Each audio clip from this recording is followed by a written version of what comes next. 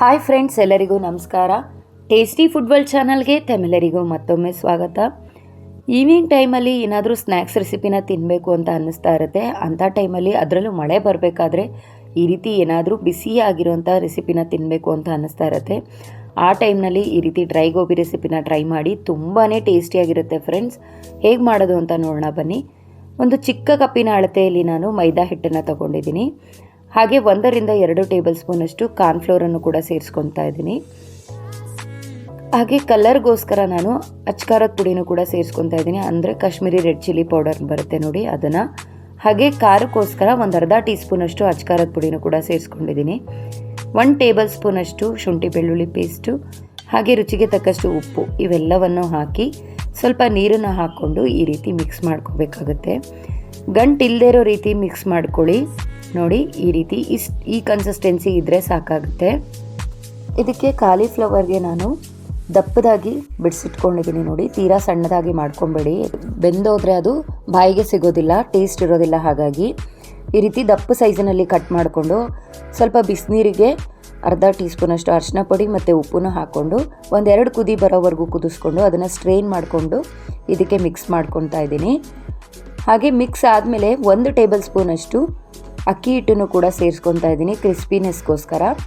ಅದು ಮ್ಯಾರಿನೇಟ್ ಆಗೋವರೆಗೂ ಕೂಡ ಇಲ್ಲಿ ಎಣ್ಣೆ ಕಾಯಲಿಕ್ಕೆ ಇಡೋಣ. ಮೀಡಿಯಮ್ ಫ್ಲೇಮಲ್ಲಿ ಎಣ್ಣೆನ ಕಾಯಲಿಕ್ಕೆ ಇಟ್ಟು ಎಣ್ಣೆ ಚೆನ್ನಾಗಿ ಕಾದ ಮೇಲೆ ಈ ರೀತಿ ಒಂದೊಂದಾಗಿ ಎಣ್ಣೆಯಲ್ಲಿ ಕರಿಯೋಕ್ಕೆ ಹಾಕ್ತಾ ಇದ್ದೀನಿ. ನೋಡ್ತಾ ಇರ್ಬೋದು ನೀವು. ಮೀಡಿಯಮ್ ಫ್ಲೇಮಲ್ಲಿ ಇಟ್ಕೊಂಡು ಇದನ್ನು ಫ್ರೈ ಮಾಡ್ಕೋಬೇಕಾಗುತ್ತೆ. ಹೈ ಫ್ಲೇಮಲ್ಲಿ ಇಡೋದಕ್ಕೆ ಹೋಗಬೇಡಿ, ಯಾಕೆಂದರೆ ಅದು ಬೇಯೋದಿಲ್ಲ. ಹಾಗಾಗಿ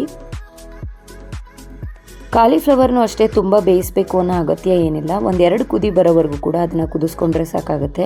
ಏಕೆಂದರೆ ಅದರಲ್ಲಿ ಹುಳಗಳಿರುತ್ತೆ ನೋಡಿ, ಅದೆಲ್ಲ ಹೊರಗಡೆ ಬರಬೇಕು. 1-2 ರಿಂದ 3 ನಿಮಿಷವರೆಗೂ ಅದನ್ನು ಕುದಿಸ್ಕೊಂಡು ಸ್ಟ್ರೈನ್ ಮಾಡಿಕೊಂಡ್ರೆ ತುಂಬಾ ಒಳ್ಳೆಯದು. ಹೋಟೆಲ್ಗಳಲ್ಲೆಲ್ಲ ಇಷ್ಟು ನೀಟಾಗಿ ಕ್ಲೀನಾಗಿ ಮಾಡ್ತಾರೆ ಅಂತಲೇ ಹೇಳೋದಕ್ಕೆ ಆಗಲ್ಲ.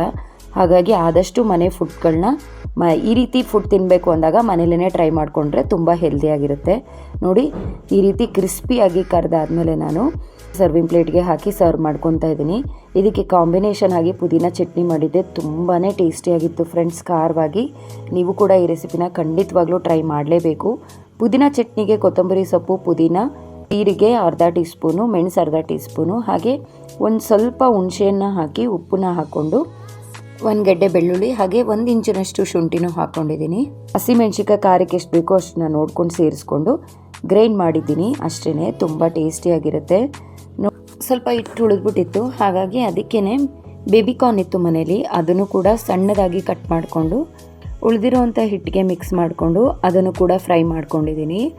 ಬೇಬಿಕಾರ್ನು ಮತ್ತು ಕಾಲಿಫ್ಲವರ್ ಎರಡೂ ಕೂಡ ಮಾಡಿದ್ದೆ, ತುಂಬಾ ಟೇಸ್ಟಿಯಾಗಿ ಬಂದಿತ್ತು ಫ್ರೆಂಡ್ಸ್.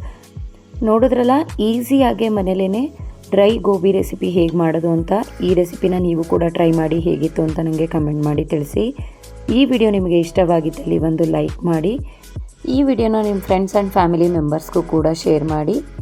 ಇನ್ನೂ ಕೂಡ ನನ್ನ ಚಾನಲ್ನ ಯಾರ್ಯಾರು ಸಬ್ಸ್ಕ್ರೈಬ್ ಮಾಡಿಲ್ಲ, ಪ್ಲೀಸ್ ಸಬ್ಸ್ಕ್ರೈಬ್ ಮಾಡಿ. ಪಕ್ಕದಲ್ಲೇ ಕಾಣುವಂಥ ಬೆಲ್ ಐಕಾನನ್ನು ಕೂಡ ಕ್ಲಿಕ್ ಮಾಡಿ.